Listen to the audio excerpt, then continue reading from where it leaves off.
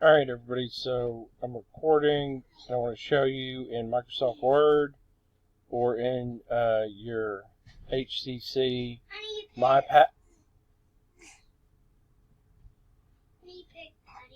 Go to the, sorry, my son had to go to the bathroom. So in HCC My Path, I go here to Faculty and Staff, scroll down,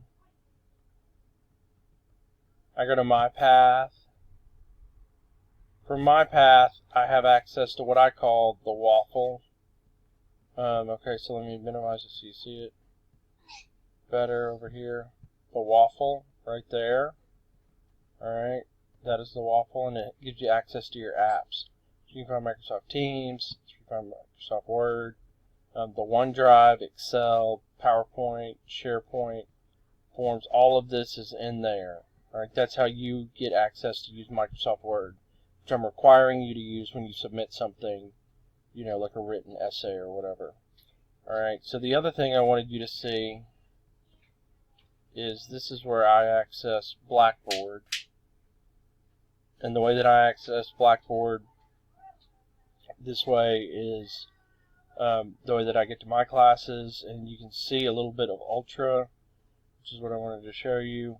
And the way that Ultra works is it has like one general feed, and in that feed, that's where you find your content. You use modules to go through.